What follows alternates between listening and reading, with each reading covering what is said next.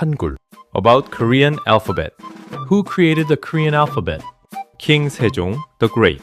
He ruled during one of the most remarkable eras of the Joseon dynasty, a time of progress in language, agriculture, science, medicine, music, and law. But Sejong wasn't remembered just for his achievements. He was remembered for his people. How was Hangul created? Before Hangul, Korea had no writing system of its own. The elite borrowed Chinese characters, but for ordinary people, learning them was nearly impossible. They couldn't read the law. They couldn't defend themselves. They were often treated unfairly, simply because they couldn't read or write. King Sejong saw this injustice and it moved him. So he created something new, a writing system.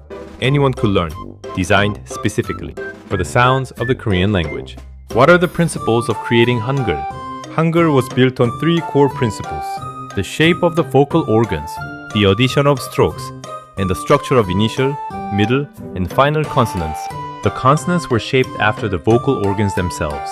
The tongue, the throat, the lips, the teeth each became the blueprint for a letter.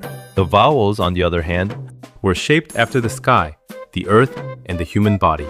From these basic shapes, more letters were formed simply by adding a stroke. And for the final sound in a syllable, no new letters were needed. Hangul simply reused the initial consonants for simplicity. Vowels. Hangul's vowels represent the sky, the land, and the human form. By adding a small point to these basic shapes, new vowels were born. A, O, O, U. A reflects the sun rising from the East Sea, reflects the sun setting in the west. O shows the sun rising above the ground, and U shows the sun setting below it.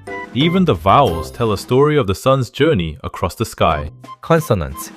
The consonants were designed from the shape of the vocal organs, the throat, the tongue, the gums, the teeth. Kiok reflects the root of the tongue, blocking the throat.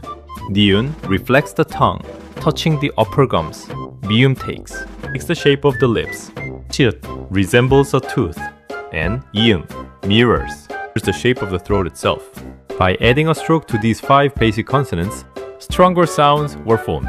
And by doubling a letter, even more sounds emerged like 쌍기역, 쌍티귿, 쌍비읍, 쌍시읍, 쌍지읒. How are letters created?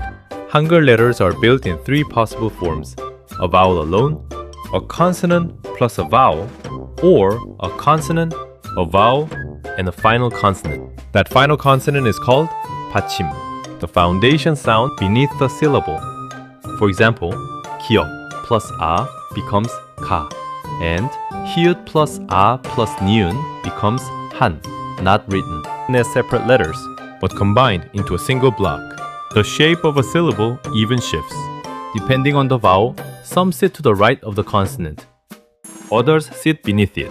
A simple, logical system designed for ease of learning. How many people use Hangul?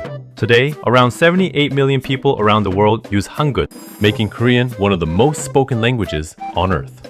It's used across South and North Korea and by Korean communities in Japan, Russia, China, and beyond, along with over 7 million overseas Koreans.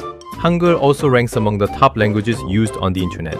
Thanks to the global rise of K-pop and K-dramas, more people than ever are learning to read and write it. Because Hangul is so simple to learn, nearly every Korean can read and write fluently, a literacy rate that helped fuel the nation's rapid growth. A legacy that lives on. Since its creation, Hangul has grown far beyond everyday communication, shaping literature, art, and now the digital world. In 1997, UNESCO recognized the 훈민정음 해릴 as a World Heritage Document. And every October 9th, Korea celebrates Hangul Day, honoring a king who believed that knowledge should belong to everyone, not just a few.